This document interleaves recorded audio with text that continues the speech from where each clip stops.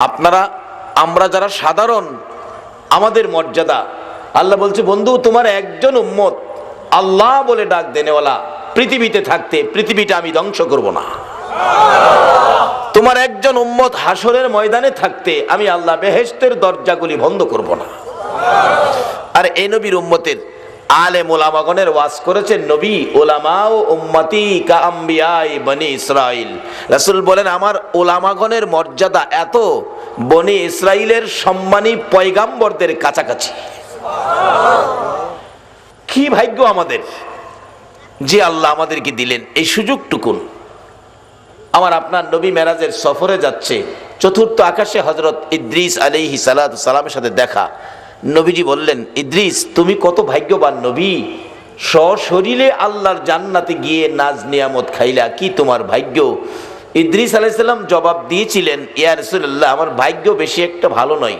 বলো কি? জি হুজুর, ভাগ্যটা ভালো হইতো আমি যদি ইদ্রিস নবী না হইয়া যদি আখিরি নবীর উম্মত হয়ে যাইতাম। রাসূল বলেন, ইদ্রিস তুমি বলো কি? জি হুজুর, আমি বেহেশতে যাওয়ার জন্য গিয়েছিলাম, যাই দেখি বেহেশতের প্রত্যেকটা দরজার উপরে লেখা আছে আখিরি নবী উম্মত নিয়ে না আসা পর্যন্ত কারো জন্য বেহেশতের দরজা খোলা হবে না। আজকে সে নবীর উম্মত করে যে আল্লাহ মসজিদের পক্ষ থেকে আয়োজিত মাহফিলে ধৈর্যের সহিত আপনাদেরকে আসার বসার তৌফিক দিয়েছেন, সে আল্লাহর শুকর আদায় করে সকলে বলুন আলহামদুলিল্লাহ। আওয়াজ আরো গর্জিয়াস করতে হবে। বড় নবীর উম্মতের আওয়াজ এরকম হলে হবে না। এই নবীর উম্মতের ইতিহাস খুলুন। ওমর ফারুক রাদিয়াল্লাহু তাআলা আনহু যখন মদিনার শাসক ছিলেন, মদিনায় একবার ভূমিকম্প হইতেছিল। ভূমিকম্পে মাটি থরথর করে কাঁপতেছে, জনগণ ভয় ভীতি আতঙ্কের মধ্যে কি বিপদ জানি হয়। জনগণের প্রতিনিধি ওমর জনগণের পাশে চলে আসলেন। আপনাদের কিসের ভয়? কেন আপনারা আতঙ্কে আছেন? জনগণ বলে, হুজুর ভূমিকম্প। ওমর বলেন, আপনারা ভয় পাবেন না, আমি ওমর ভূমিকম্পকে সাইজ করার ক্ষমতা রাখি। কেমন রাষ্ট্রপতি ছিলেন, ভূমিকম্পকে সাইজ করার ক্ষমতা রাখেন। আর আমরা দেশের রাষ্ট্রপতি হইয়া বই রইছে, চাউলের দাম কমাইবার ক্ষমতা রাখে না, তেলের দাম তো কই না, ডাইল খাওয়া ছাইরেই দিছি। লজ্জা থাকা উচিত। আসুন সেই রাস্তা খুঁজে বের করি যেই রাস্তার রাষ্ট্রপতি হলে ভূমিকম্প সাইজ করতে পারে।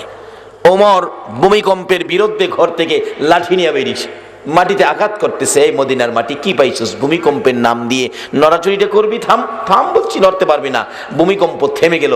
অবশেষে ওমর ফারুক রাদিয়াল্লাহু তাআলা আনহু বলতেছেন, এরে মদিনার মাটি, তুই যে ভূমিকম্পের নাম দিয়ে নড়াচড়িটা করলি, তোর কি লজ্জা করলো না?